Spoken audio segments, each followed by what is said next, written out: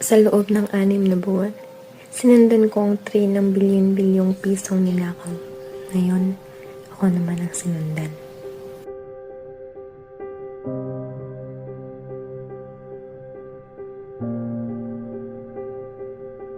Ang tanging lugar na kailangan kong puntahan ay kung saan walang signal at walang digital trace.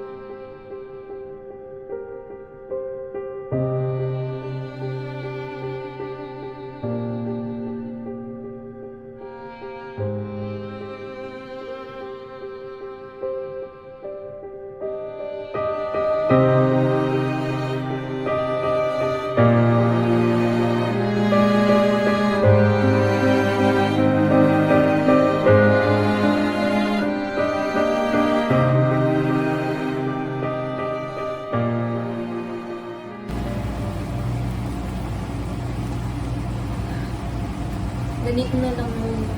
Walang balita, walang internet, walang letter. Sana.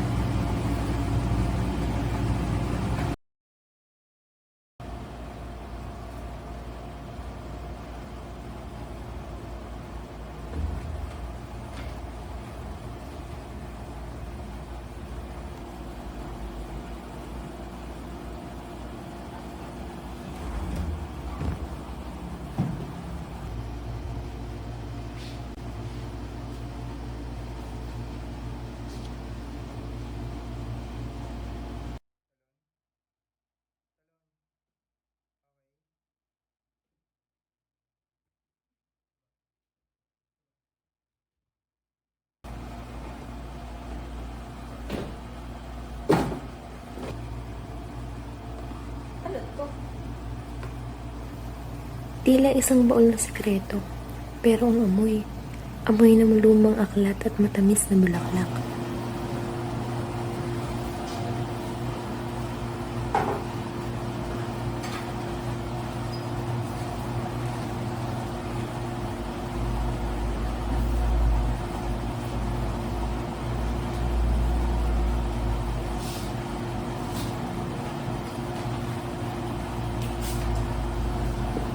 No.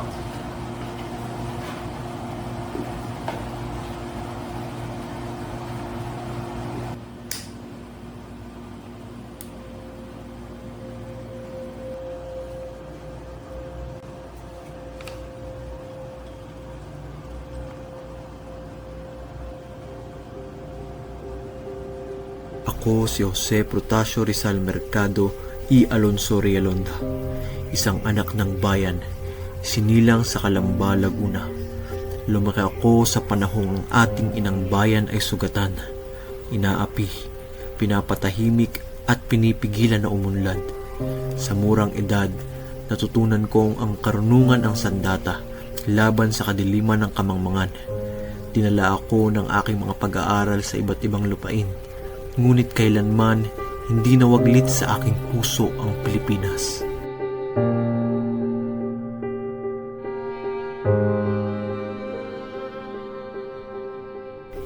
Hindi espada ang aking pinili, kundi pluma, sapagkat ang salita kapag tumama sa puso ay mas makapangyarihan pa kaysa sa anumang bala. Ako si Jose Protasio Rizal Mercado y Alonso Realonda.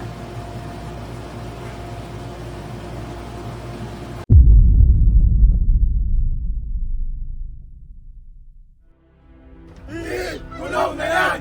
Mga kunahapon! Kulong na yan! Mga kunahapon!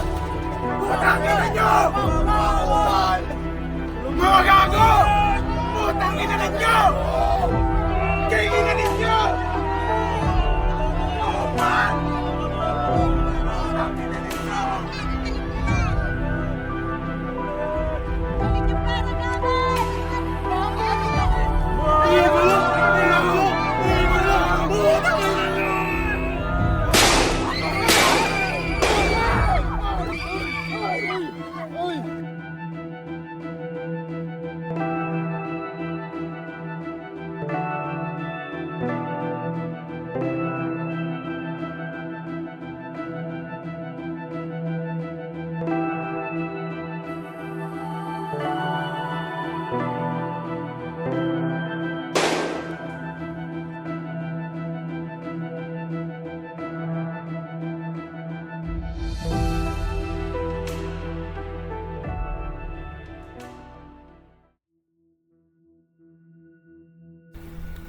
Hindi ako nag-iisa sa aking paglalakbay.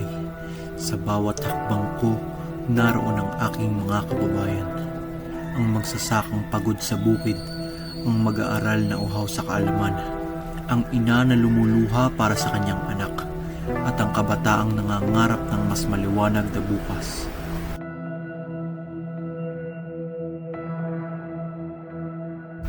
Ang aking pag-aaral ang naging daan upang makita ko ang kalagayan ng aking bayan ng may mas malinaw na mata. Simula pagkabata, tinuruan ako ng aking ina na si Teodora na ang pagkatuto ay hindi lamang sa aklat na babasa, kundi sa pagmamasid, pag-unawa at pagninilay. Sa Ateneo, aking natutunan ang disiplina ng isip at gawa. Sa UST naman, aking naranasan ang panunupil na umuulat sa mga Pilipino sa sariling lupa.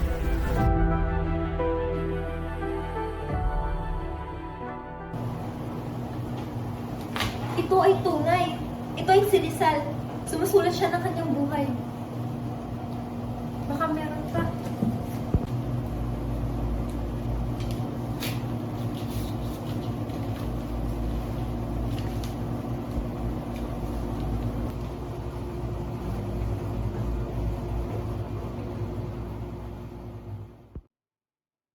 Ang kudita ay hindi lamang pag-agaw ng kapangyarihan. Ito ay sigaw ng mga sawimpalad na nais ng pagbabago. Noong 1872 sa pag-aalsang Cavite, nagbago ang takbo ng ating kasaysayan. Tinawag ng kolonyal na pamahalaan na pag-aaklas ang hinanakit ng mga Pilipino at binitay ang gumburza, mga tinig ng katarungan, katahimikan at pag-asa. Isang batang si Rizal ang nakamasid. Sa kanyang puso sumiklab ang apoy ng pagtatanong, ngunit hindi siya humawak ng sandata, sapagkat naunawaan niya ang tunay na laban ay nasa kaisipan ng bayan. Kaya ang pinili niya ay hindi dahas, kundi pluma. At sa bawat salitang kanyang isinulat, unti-unting nagising ang isang bansang matagal nang natutulog. Mabuhay ang independensya! Mabuhay! Mabuhay ang independensya! Mabuhay!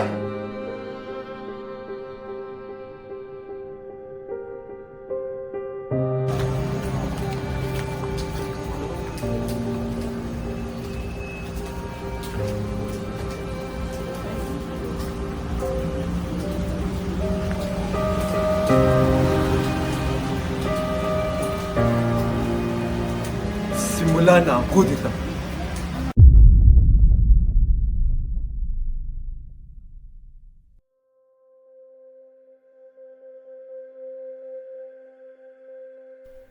Kalakip ng liham na ito ang aking puso, sapagkat sa pag-alis ko, hindi lamang katawan ang lilisan, kundi isang bahagi ng aking kaluluwa ang mananatili sa inang bayan. Mahal kong pamilya, mga kababayan at bayang aking sinilangan. Hindi ko ito ginagawa upang tumakas, ni upang iwan kayo sa panahon ng paghihirap. Ako ay aalis upang mag-aral, upang makita ng aking mga mata ang mundo sa labas ng tanikala ng kolonyal na tanaw. Sa Europa, hangad kong hanapin ang kaalaman, hindi para sa aking sarili, kundi para sa paglingap sa bayang nagdurusa.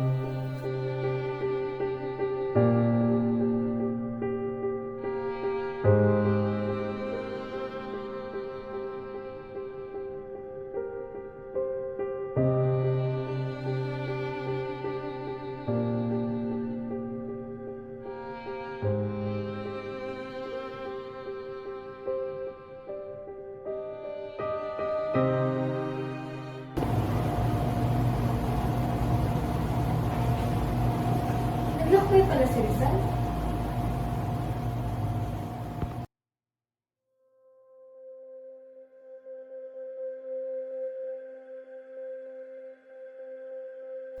Ngunit ako'y bumalik, hindi upang magtago kundi upang tumindig.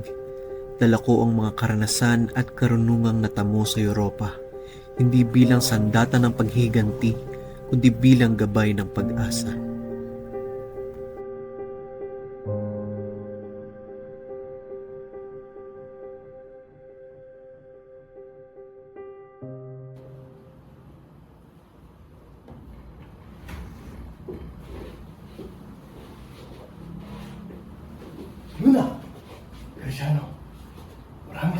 pagdating niya sa Barcelona.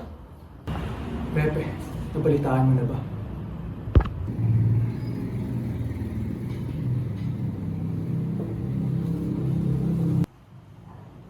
Mga Ginoo, simula na po ako dito.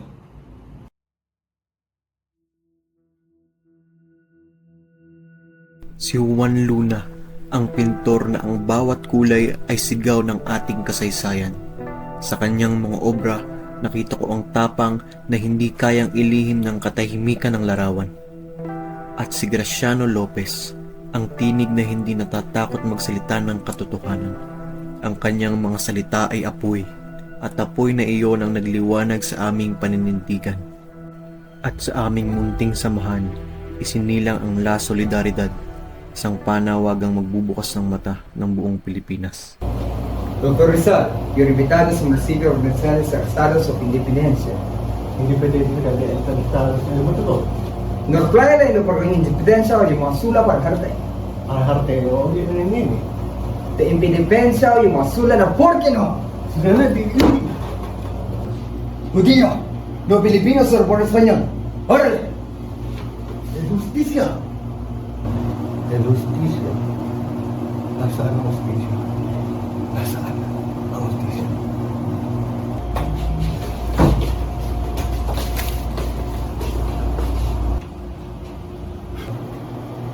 Nakulong pala si Rizal.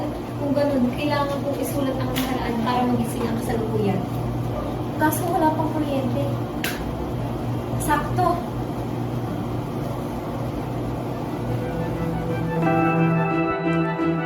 Hindi ako magtatago. Ang kanyang huling mensahe ay kailangang marinig.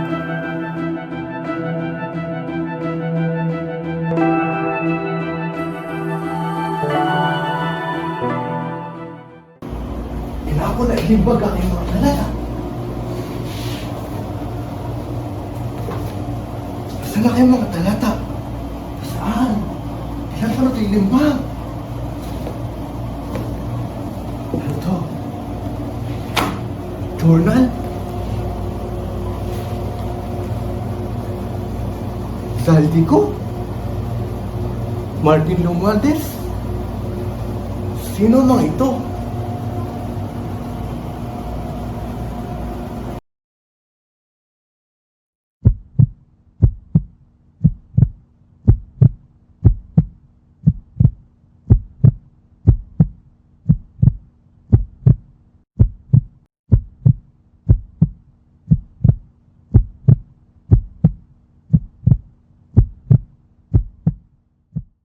Akala nyo ba ang kapangyarihan ay nasa inyo? Sino ba kayo? Di naman kami nagkulang sa aming pag-unawa. Di ka namin isusuka kung hindi ka pa sumulan. Huwag niyong tapakan ang katarungan. Akala niyo ba ang kapangyarihan ay nasa inyo? Sino ba kayo? Mawawagi ang katotohanan, ang kadiliman ay ibabagsak.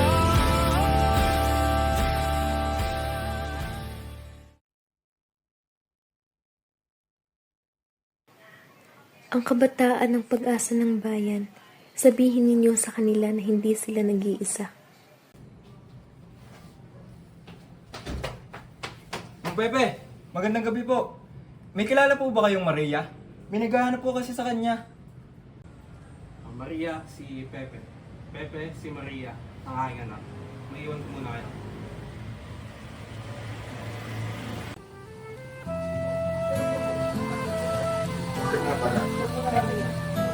Sana sa muling pagkikita natin, hindi ko mapinag.